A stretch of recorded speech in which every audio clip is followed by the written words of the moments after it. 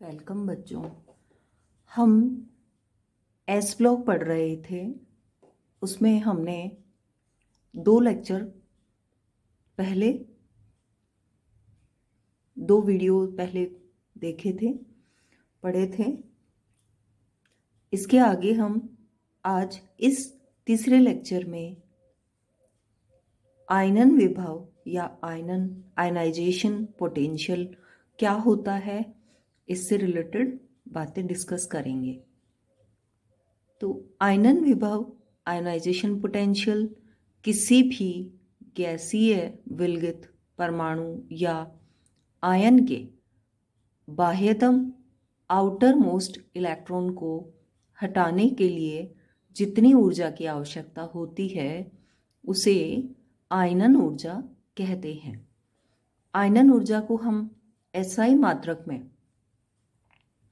Kilo joule mole inverse इसका मात्रक है आयनन विभव का, जिसको हम आईपी भी कहेंगे।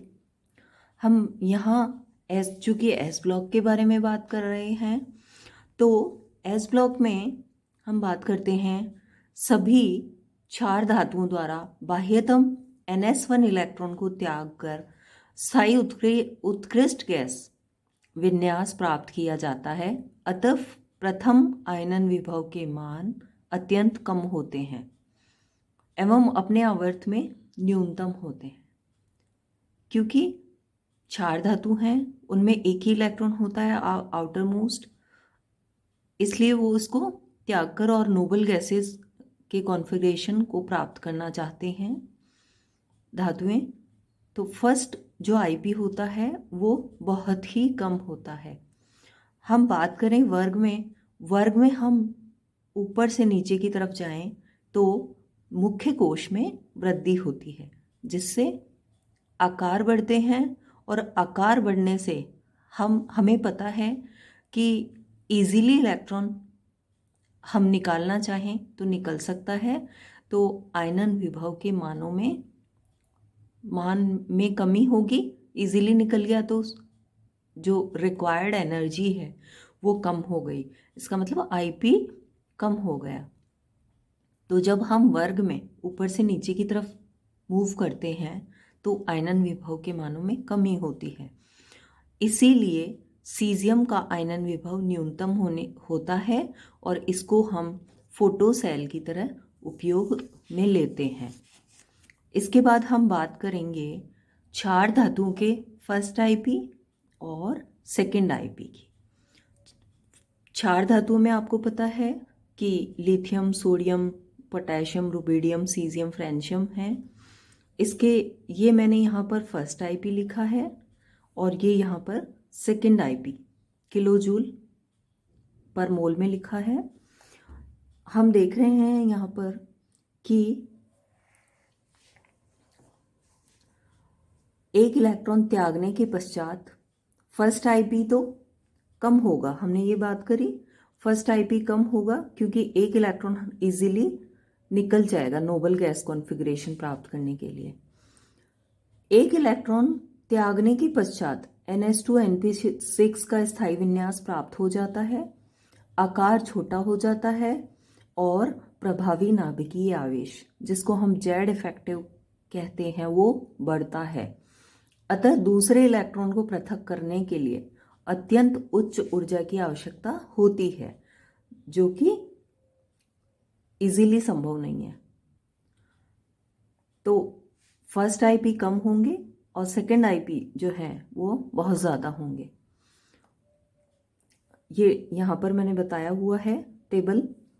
फर्स्ट आईपी की वैल्यूज़ देख रहे होंगे आप, बहुत कम है, और सेकंड आईपी की कंपैरेटिव बहुत ज़्यादा वैल्यू है। क्षार धातुएं जो हैं वो ऊपर से नीचे की तरफ जाने पर एक संयोजी धनायन बनाने की प्रवृत्ति जो है वो बढ़ती है। सभी क्षार धातुएं केवल +1 ऑक्सीकरण अवस्था दर्शाती हैं, +2 नहीं दर्शाएगी। कभी भी आपने ये देखा होगा कि NaCl KCl बनता है, परंतु NaCl2 और KCl2 नहीं बनेगा। इसके बाद हम बात करते हैं क्षारीय मृदा धातु की।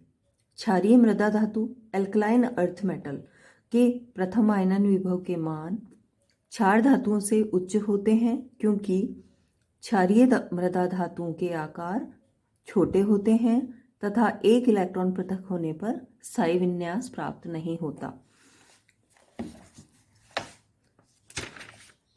जैसा मैंने यहाँ पर लिखा है कि फर्स्ट आईपी ये उत्कृष्ट गैस विन्यास होता है, हमें पता है इलेक्ट्रॉनिक कॉन्फ़िगरेशन जब लिखते हैं हम क्षार धातुओं का, एल्कली मेटल्स का, तो यहाँ पर नोबल गैस कॉन्फ़िगरेशन और NS1 इसका कॉन्फ़िगरेशन होता है।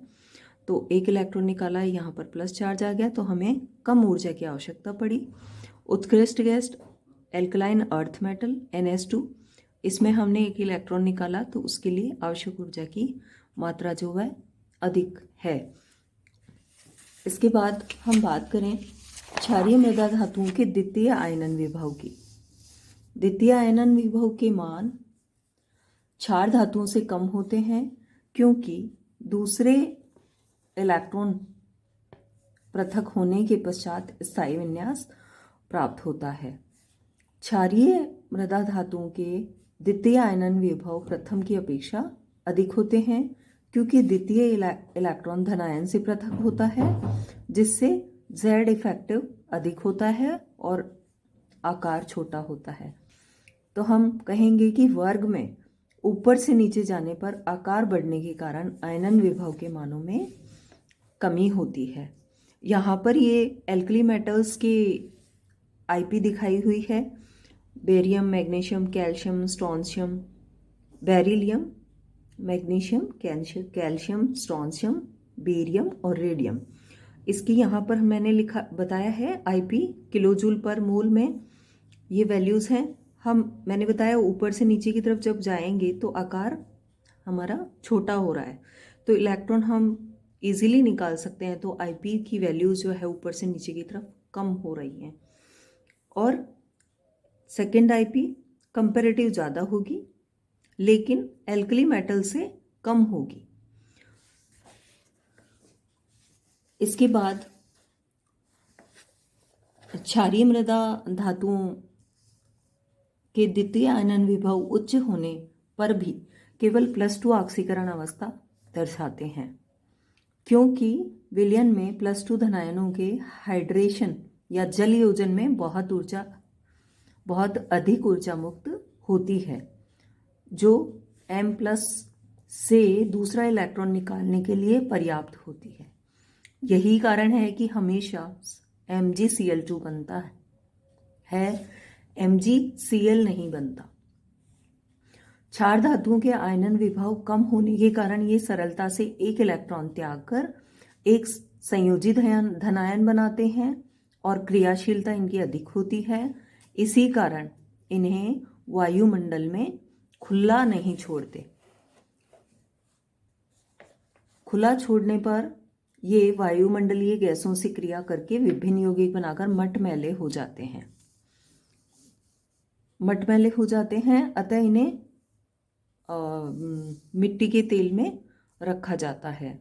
हमें पता है सोडियम को केरोसिन में रखा जाता है, क्योंकि ये हाईली रिएक्टिव होता है, और रिएक्टिव होने की वजह से ये वायुमंडल में अगर खुला छोड़ देंगे तो क्रिया करता है, और ज़्यादातर ये मटमैले हो जाते हैं यौगिक बनाकर।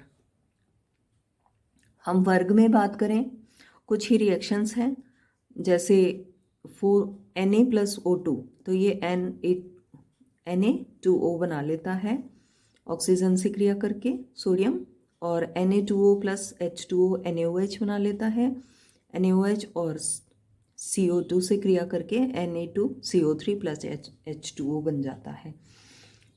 हम वर्ग में अगर देखें क्रियाशीलता को, तो वर्ग में आयनन विभव चूंकि रिड्यूस होता है और रिएक्टिविटी इंक्रीज होती है, मतलब आयनन विभव तो कम होता है और क्रियाशीलता में वृद्धि होती है।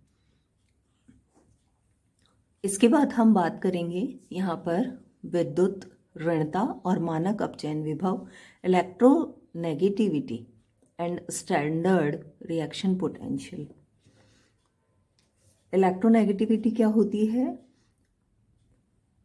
इलेक्ट्रॉन अट्रैक्ट करने की पावर को इलेक्ट्रोनेगेटिविटी कहते हैं। क्षार धातुएं प्रबल विद्युतधनी होती हैं, अतः इनकी विद्युत ऋणता के मान अत्यंत कम होते हैं, जो कि ऊपर से नीचे की तरफ जाने पर घटते हैं। मैंने यहाँ पर लिखा है, देखिए ये एल्कली मेटल्स हैं और इनकी ये इलेक्ट्रोनेगेटिविटी है जो कि ऊपर से नीचे की तरफ वर्ग में जा रहे हैं तो कम हो रही है। इलेक्ट्रॉन त्यागने की प्रबल प्रवृत्ति के कारण इनके मानक अपचयन विभव उच्च ऋणात्मक होते हैं, क्योंकि इलेक्ट्रॉन इजीली त्यागते हैं, टेंडेंसी इजीली त्यागने की होती है, इसलिए इनके अपचयन विभव हाई होते हैं। जैसा कि हमने यहाँ पर देखा, नेगेटिव वैल्यू है इनके अपचयन विभव की। प्रबल विद्युत धनी स्वभाव के कारण क्षारीय मृदा धातुओं की विद्युत ऋणता के मान में भी कम होते हैं, मान भी कम होते हैं, परंतु क्षारीय धातुओं से अधिक होते हैं। जैसे ये इसके विद्युत ऋणता है barium, magnesium, calcium, strontium, beryllium, magnesium, calcium, strontium, barium, radon, radium. इनकी ये इलेक्ट्रोनेगेटिविटी है, वर्ग में हमें पता है ऊपर से नीचे की तरफ जा रहे हैं तो कम हो रही है इलेक्ट्रोनेगेटिविटी। और ये निम्न आयनन विभव के कारण इलेक्ट्रॉन इजीली त्याग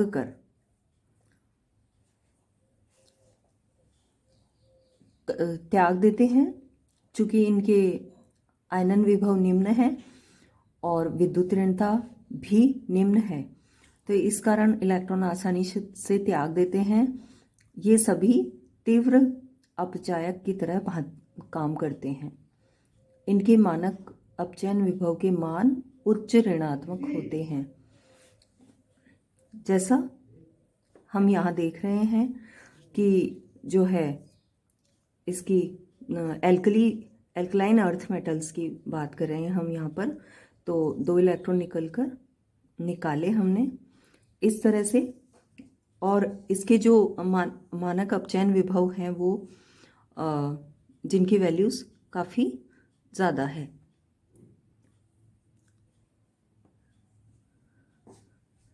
तो हमने आज के इस लेक्चर में